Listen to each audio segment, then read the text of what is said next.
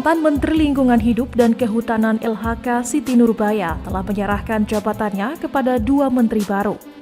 Penyerahan ini terjadi usai Presiden Prabowo memutuskan untuk membagi Kementerian LHK menjadi 2 kementerian terpisah. Hanif Faisal Nurofik ditunjuk sebagai Menteri Lingkungan Hidup atau Kepala Badan Pengendalian Lingkungan Hidup, sedangkan Raja Juli dipercaya menjadi Menteri Kehutanan. Menteri Lingkungan Hidup Hanif Faisal Nurofik nantinya akan fokus pada penetapan kebijakan, pengelolaan tempat pembuangan akhir, serta pengelolaan desa berbasis iklim pada program kerja 100 harinya.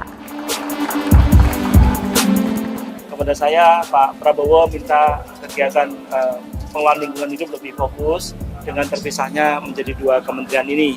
Dan beberapa hal juga telah sedang kita susun. Di antaranya ada program 100 hari yang biasalah untuk menteri yang baru yang harus kita capai dan program ke depannya.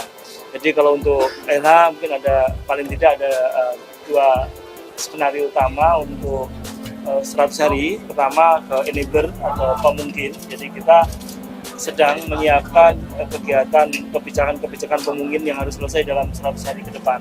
Ada beberapa hal yang harus kita lakukan.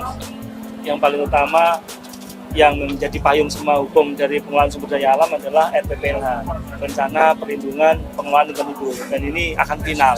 Sebenarnya draft ini sudah kita gadang dan akan selesai di 100 hari ini. Jadi ada muatan yang dimintakan Pak Prabowo untuk dilakukan pemantauan secara intensif. Kemudian beberapa kegiatan pengelolaan TPA juga akan kami targetkan 100 hari selesai. Kemudian pengelolaan desa berbasis iklim juga kami akan targetkan selesai. Termasuk beberapa sungai yang mengalami pencemaran cukup tinggi juga kami targetkan beberapa selesai dalam 100 hari dalam konteks penyelesaian pengendaliannya. Jadi di dalam Kementerian Lingkungan Hidup dan Badan Pengendalian Lingkungan Hidup ini ada muatan lebih kuat di pengendaliannya. Kami akan meletakkan regional, badan-badan regional di setiap regional untuk memperkuat kegiatan penaatan. Jadi penaatan dan penegakan hukum. 2 hal inilah yang kami lihat di dalam strata pelaksanaan di tingkat provinsi maupun kabupaten belum dilakukan sepenuhnya. Ini yang kemudian membuat kegiatan indeks kualitas lingkungan hidup kita tidak terlalu bagus atau bisa ditingkatkan kemudian hari. Jadi 2 hal terkait dengan pengendalian lingkungan hidup melalui pembangunan regional itu akan menjadi fokus utama untuk meningkatkan ketaatan. Jadi inti permasalahan dari kegiatan pengendalian lingkungan adalah ketaatan terkait dengan point source atau sumber utama yang akan kita kendalikan lebih awal. Kemudian secara bersamaan juga point source atau komunal dengan masyarakat juga akan kita bangun. Itu mungkin strategi yang akan kita bangun, termasuk kemudian kita mencermati dengan penyelesaian tempat pembuangan akhir sampah regional. TPAS ini akan kami lakukan khusus untuk melakukan percepatan pengendalian pembuangan sampah. Kami juga mengevaluasi impor sampah itu sepertinya harus segera kita akhiri. Untuk langkah-langkah strategis harus kita bangun di sini. Sementara Menteri Kehutanan Raja Juli Antoni memastikan akan menjaga hutan Indonesia tetap menjadi paru-paru dunia agar bisa mengurangi efek pemanasan global.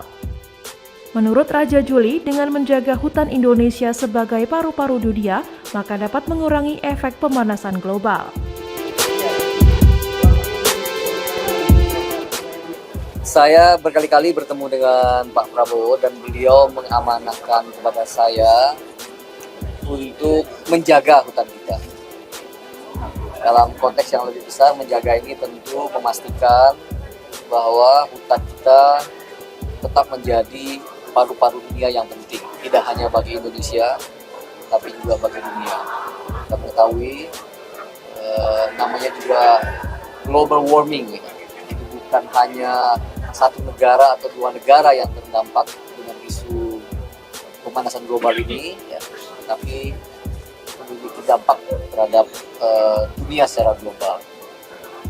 Nah, kedua, dalam konteks itu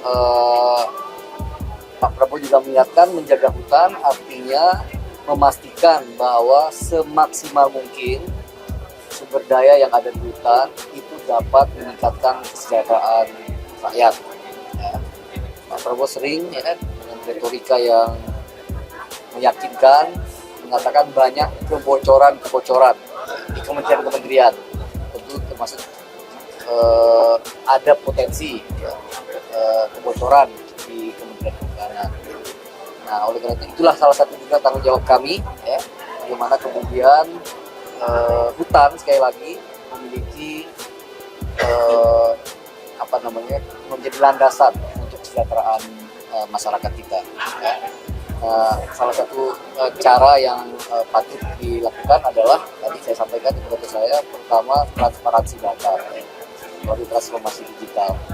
Semakin sebuah institusi dapat diaudit, dapat diakses oleh publik, ya, dengan teknologi yang paling mutakhir, tentu apa yang tadi disebutkan oleh Pak Pro sebagai kebocoran itu dapat kita antisipasi sama-sama. Nah, yang lain setelah serah terima ini, saya langsung mengundang seluruh eselon 1 di Kementerian Kehutanan untuk rapim, ya, rapat pimpinan. Saya akan mendengarkan berbagai macam persoalan dan itu akan menyampaikan apa yang mesti mereka kerjakan, tapi saya juga dengan senang hati akan mendengarkan masukan dari para eselon 1 untuk kemudian tadi menyusun program yang realistis dilakukan baik secara short term, ya, mid term maupun long term, ya. Perlu diketahui, di era kepemimpinan Joko Widodo, Menteri Lingkungan Hidup dan Kehutanan dipegang oleh satu menteri, yakni Siti Nurbaya Bakar. Namun di masa kepemimpinan Presiden Prabowo, Kementerian Lingkungan Hidup dan Kehutanan dipisah menjadi dua, yakni Kementerian Lingkungan Hidup yang dipimpin Hanif Faisal Nurofik dan Kementerian Kehutanan yang dipimpin Raja Juli Antoni.